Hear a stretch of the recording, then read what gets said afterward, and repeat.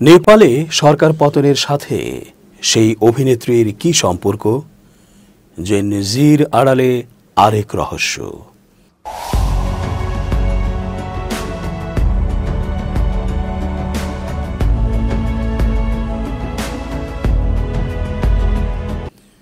আসসালামু আলাইকুম প্রিয় দর্শক, আমন্ত্রণ আজকের আলোচনায় চেঞ্জ টিভির আন্তর্জাতিক চোখ অনুষ্ঠানে এস জে রতন স্বাগত জানাচ্ছি। এক বলিউডের অভিনেত্রীর সাথে কি এক সম্পর্ক খুঁজতে চলেছে সে দেশের মানুষেরা। নেপালের সরকার পতনের পর নতুন কাঠামোয় নতুন সময়ে আপাতত দায়িত্বপ্রাপ্ত ব্যক্তির ইতিহাসের সাথে সম্পৃক্ত ওই অভিনেত্রীর সাথে ঘটে যাওয়া ঘটনার ইতিবৃত্ত এখন সোশ্যালে ওয়ার্ল্ড ভাইরাল। কি সেই ইতিহাস? নেপালের অন্তর্বর্তী সরকারের প্রধানমন্ত্রী হয়েছেন দেশটির সাবেক প্রধান বিচারপতি সুশীলা কার্কি। এ নাম ঘোষণা হতেই আবারও আলোচনায় বলিউডের প্রয়াত অভিনেত্রী মালা সিনহা। কারণ অনেক বছর আগে সুশীলার স্বামী দুর্গাপ্রসাদ সুবেদী মালা সিনহাকে বহন করা বিমান ছিনতাই করেছিলেন। 1973 সালের 10 জুন বিরাটনগর থেকে কাঠমান্ডুর পথে উড়ছিল রয়্যাল নেপাল এয়ারলাইন্সের একটি কানাডায় নির্মিত 19 আসনের টুইন অটার বিমান। বিমানে যাত্রীদের মধ্যে ছিলেন বলিউড তারকা মালা সিনহা ও তার স্বামী নেপালি অভিনেতা সিপি লোহানি। বিমানের ককপিট দখল করেন নেপালি কংগ্রেসের 3 তরুণ কর্মী দুর্গা প্রসাদ সুবেদী, নাগেন্দ্র ধুঙ্গেল ও বসন্ত ভট্টরাই। পুরো পরিকল্পনার নেপথ্যে ছিলেন গিরিজা প্রসাদ কৈরালা, যিনি পরে নেপালের প্রধানমন্ত্রী হয়েছিলেন। তখন সদ্য জেল থেকে ছাড়া পাওয়া সুবেদী ছিলেন কৈরালার ঘনিষ্ঠ সহযোগী। এই ছিনতাইয়ের মূল লক্ষ্য ছিল রাজতন্ত্র বিরোধী সশস্ত্র সংগ্রামের জন্য অর্থ জোগাড় করা। বিমানে সরকারের 30 লাখ রুপি বহন করা হচ্ছিল। ক্রুর সঙ্গে অল্প সময়ের টানাপোড়েন শেষে ছিনতাইকারীরা বিমানের পাইলটকে বাধ্য করেন ভারতের বিহারের ফরবিশগঞ্জে ঘাসের মাঠে নামাতে। সেখানে আগেই অপেক্ষা করছিলেন আরও 5 সহযোগী। তাদের মধ্যে ছিলেন পরবর্তী সময়ে প্রধানমন্ত্রী হওয়া সুশীল কৈরালা। ছিনতাইকারীরা বিমানের ভেতর থেকে নগদ টাকা ভর্তি 3টি বাক্স নামিয়ে নেন। এরপর অন্য যাত্রীদের নিয়ে বিমানটি আবার উড্ডয়ন করে। টাকা ট্রাকে করে দার্জিলিংয়ে নিয়ে যাওয়া হয়। সুশীলা ভারতে পড়াশোনার সময়ই বারাণসীর বেনারস হিন্দু বিশ্ববিদ্যালয়ে অর্থাৎ BHUA দুর্গা সুবেদীর সঙ্গে পরিচিত হন। সুবেদীর সেই অতীত এখন আবার আলোচনায়। নেপালের সাম্প্রতিক অবস্থা বিবেচনায় নেপালের অন্তর্বর্তী প্রধানমন্ত্রী সুশীলা কার্কি রোববার বলেছেন, সাম্প্রতিক জেন জি বিক্ষোভ চলাকালে অগ্নিসংযোগ ও ভাঙচুর ছিল রাষ্ট্রবিরোধী অপরাধমূলক কাজ। দায়িত্ব গ্রহণের পর সিংহদরবার থেকে প্রথম ভাষণে তিনি বলেন, এসব অপরাধ তদন্ত করে সত্য উন্মোচন করতে হবে এবং দায়ীদের বিচারের আওতায় আনতে হবে। কার্কি জানান, নিহতদের পরিবারকে ক্ষতিপূরণ ও আহতদের চিকিৎসা প্রদানের ব্যবস্থা ইতোমধ্যেই ঘোষণা করা হয়েছে। পাশাপাশি তার সরকার নির্বাচনের আয়োজন করবে বলে প্রতিশ্রুতি দেন। তিনি বলেন, মাত্র 27 ঘন্টার বিক্ষোভেই যে পরিবর্তন ঘটেছে তা আমি আগে কখনো দেখিনি। এই প্রজন্মের দাবিগুলো পূরণ করতে হলে আমাদের দৃঢ় সংকল্প নিয়ে কাজ করতে হবে। আমি ইচ্ছা করে আসিনি, আপনাদের আহ্বানেই এই দায়িত্ব নিয়েছি। প্রধানমন্ত্রী কার্কি আরও বলেন, আন্দোলনের নামে যা ঘটেছে তা পরিকল্পিতভাবে সংঘটিত হয়েছে বলেই মনে হচ্ছে, যা ষড়যন্ত্রের প্রশ্ন উত্থাপন করেছে।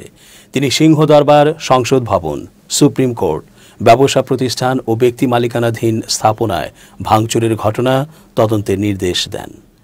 পাশাপাশি অর্থনীতি পুনরুদ্ধারে ইতিবাচক মানসিকতা নিয়ে এগিয়ে যাওয়ার জন্য সবার প্রতি আহ্বান জানান। বিশ্লেষকরা জানাচ্ছেন, নেপালের জেন জি বিদ্রোহ যখন আলোচনার তুঙ্গে, তখন সামনে এসেছে কয়েকটি প্রশ্ন। উপমহাদেশে বিস্তর ক্ষমতা নিয়ে উড়তে থাকা নেতারা ধূপ করে পড়েছেন মাটিতে। 2022 সালের জুলাইয়ে শ্রীলঙ্কায় তখনকার প্রেসিডেন্ট গোতাবায়া রাজাপাকসেকে ক্ষমতাচ্যুত করতে সময় লেগেছিল 3 মাস। 2024 সালের আগস্টে বাংলাদেশের দোর্দণ্ড প্রতাপশালী এক নায়ক শেখ হাসিনাকে ক্ষমতাচ্যুত করতে সময় লাগে মাত্র 15 দিন। আর 2025 সালের 9 সেপ্টেম্বর নেপালের কেপি শর্মা ওলিকে ক্ষমতা থেকে সরাতে লেগেছে মাত্র 2 দিন।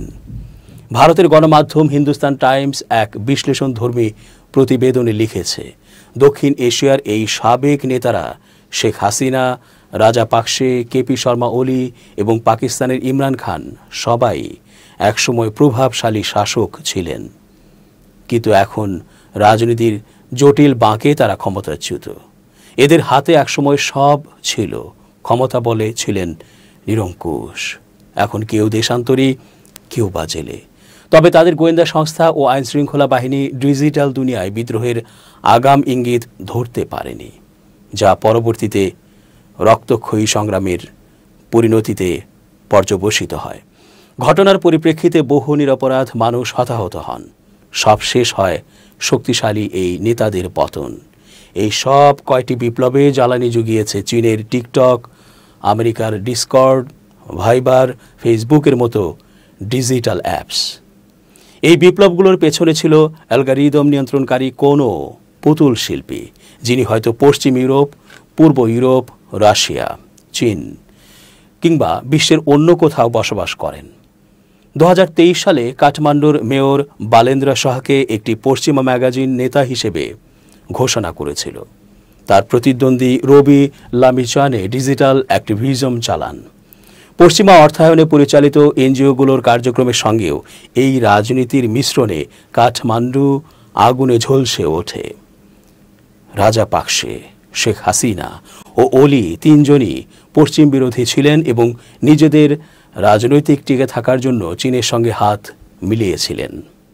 রাজাপাকসে হাম্বানটোটা বন্দর চীনের হাতে দিয়েছিলেন। শেখ হাসিনা চট্টগ্রাম এবং মোংলা বন্দরের ব্যাপারে চীনের সঙ্গে আলোচনা করছিলেন এবং ওলি তার ভূমিহীন দেশের জন্য চীনা বন্দরের প্রবেশাধিকার পেয়ে গিয়েছিলেন। ক্ষমতা হারানোর মাত্র 6 দিন আগে ওলি অবশ্য বেইজিংয়ে সামরিক প্যারেডে অংশ নিয়েছিলেন, যেখানে তিনি বা তার চীনা মদতদাতারা আসন্ন রাজনৈতিক বিপর্যয়ের কিছুই বুঝতে পারেননি। ভারতীয় গোয়েন্দা সংস্থাগুলো দক্ষিণ এশিয়ার রাজনৈতিক উত্থান পতনের বিষয়ে অবগত ছিল না। অ্যালগরিদম, কৃত্রিম বুদ্ধিমত্তা, এআই এবং ডিপ ফেক প্রযুক্তির এই যুগে উত্তেজনা সৃষ্টি, বিক্ষোভ ও রাজনৈতিক বিভাজন রোধ করা প্রায় অসম্ভব। আরব বসন্ত এবং আইএসআইএস এর উদ্ভব দেখিয়েছে যে বিশৃঙ্খলা আরও বিশৃঙ্খলার জন্ম দেয়, যেখানে পুরনো নেতৃত্ব রাজনৈতিকভাবে ধ্বংস হয় আর নতুনরা শাসন পরিচালনায় ব্যর্থ হয়। প্রতিষ্ঠান গড়ে উঠতে সময় লাগে, ভেঙে যেতে পারে মুহূর্তে। তবে এই দক্ষিণ এশীয় বিক্ষোভগুলো মূলত এসব দেশের দুর্বল শাসন ব্যবস্থা, উচ্চ যুব বেকারত্ব এবং পশ্চিমা ইউটো সিরিজগুলো, যা যুব সমাজকে ইউরোপ আমেরিকার স্বপ্ন দেখানোর প্রতিফলন। রাজনৈতিক দুর্নীতি এই 3 দেশের নেতাদের পতনের মূল কারণ। তবে রক্তক্ষয়ী জেন জি বিক্ষোভ শেষে সরকার গঠন নিয়ে অচলাবস্থার অবসান হয়েছে নেপালে। গেল রোববার অন্তর্বর্তী প্রধানমন্ত্রী হিসেবে দায়িত্ব গ্রহণ করেছেন সুশীলা কার্কি। সিংহ দরবারে দায়িত্ব নেয়ার আগে সকালে তিনি লাইন শৌরের শহীদ স্মৃতিসৌধে শ্রদ্ধা নিবেদন করেন। দায়িত্ব গ্রহণের দিনই তিনি জেন জি বিক্ষোভে নিহতদের পরিবারকে ক্ষতিপূরণ দেওয়ার ঘোষণা দেন। সরকারের সিদ্ধান্ত অনুযায়ী প্রতিটি নিহত পরিবারের জন্য 10 লাখ রুপি করে ক্ষতিপূরণ দেয়া হবে। সেই সঙ্গে নিহতদের শহীদ হিসেবে ঘোষণা করা হয়েছে। এক প্রতিবেদনে এ খবর দিয়েছে হিমালয়ান টাইমস। সরকার আরও জানিয়েছে, বিক্ষোভে আহত 134 জন আন্দোলনকারী ও 57 জন পুলিশ সদস্যের জন্য বিনামূল্যে চিকিৎসার ব্যবস্থা করা হয়েছে। এছাড়া বিক্ষোভকালে সৃষ্ট ক্ষয়ক্ষতির বিস্তারিত প্রতিবেদন তৈরির নির্দেশ দিয়েছে মন্ত্রিপরিষদ। সরকারি হিসাবে বিক্ষোভে এখন পর্যন্ত মোট 72 জনের মৃত্যু হয়েছে। এর মধ্যে 59 জন আন্দোলনকারী, 10 জন বন্দী এবং 3 জন পুলিশ সদস্য রয়েছেন। নেপালে দুর্নীতি বিরোধী ভয়াবহ বিক্ষোভের মুখে সরকার পতনের পর প্রেসিডেন্টের কাছে ভেঙে দেয়া সংসদ পুনর্বহালের দাবি জানিয়েছে দেশটির প্রধান রাজনৈতিক দলগুলো। নেপালি কংগ্রেস, সিপিএন, ইউএমএল এবং মাওবাদী সেন্টার সহ 8টি দল এক বিবৃতিতে বলেছে, প্রেসিডেন্ট রামচন্দ্র পৌডেল অসাংবিধানিক আচরণ করছেন। নবনিযুক্ত প্রধানমন্ত্রী সুশীলা কার্কির পরামর্শে শুক্রবার president Paudel house of representative ভেঙে দেন। এটিও সরকার বিরোধী আন্দোলনের একটি গুরুত্বপূর্ণ দাবি ছিল। ফেসবুক সহ বেশ কয়েকটি সামাজিক যোগাযোগ মাধ্যম নিষিদ্ধের প্রতিবাদে গত সপ্তাহে সংঘটিত গণবিক্ষোভের সময় দাঙ্গা পুলিশের সঙ্গে সংঘর্ষে 50 জনেরও বেশি মানুষ নিহত হয়। আন্দোলনকারীদের সঙ্গে আলোচনার পর 73 বছর বয়সী সাবেক প্রধান বিচারপতি কার্কিকে অন্তর্বর্তী প্রধানমন্ত্রী নিয়োগ দেওয়া হয়। মূলত নিষেধাজ্ঞা আরোপের পর সোমবার সামাজিক যোগাযোগ মাধ্যমের ওপর নিষেধাজ্ঞা উঠিয়ে নেওয়া হলেও ততক্ষণে বিক্ষোভ দাবানলের মতো ছড়িয়ে পড়ে। এরপর গেল মঙ্গলবার ক্ষুব্ধ জনতা কাঠমান্ডুর পার্লামেন্ট ভবন ও সরকারি দপ্তরে আগুন ধরিয়ে দেয়। বাধ্য হয়ে পদত্যাগ করেন তৎকালীন প্রধানমন্ত্রী কেপি শর্মা ওলি। এমন অবস্থায় শনিবারের বিবৃতিতে 8 দল পার্লামেন্ট পুনর্বহালের দাবি জানায়। তাদের অভিযোগ, প্রেসিডেন্টের পদক্ষেপ নেপালের আদালতের রায়ের দৃষ্টান্তেরও পরিপন্থী। বহুল আলোচিত জেনজিদের বিক্ষোভের ছাত্রনেতাদের একটি প্রধান দাবি ছিল সংসদ ভেঙে দেয়া। কিন্তু 8টি রাজনৈতিক দলের জোট বলছে বিক্ষোভকারীদের দাবিগুলোর মধ্যে আগামী বছরের 5 মার্চের জন্য ঘোষিত জাতীয় নির্বাচনও অন্তর্ভুক্ত। তবে তা জনগণের ভোটে নির্বাচিত একটি প্রতিষ্ঠানের মাধ্যমে সমাধান করা উচিত। পরে শনিবার প্রেসিডেন্ট পোডেল সব পক্ষকে সংযম প্রদর্শন এবং নির্বাচন পরিচালনায় সহায়তা করার আহ্বান জানান। দর্শক, আজ এ পর্যন্তই। আল্লাহ সহায় হন। change tv.press, এক ফোঁটা হলুদ নেই।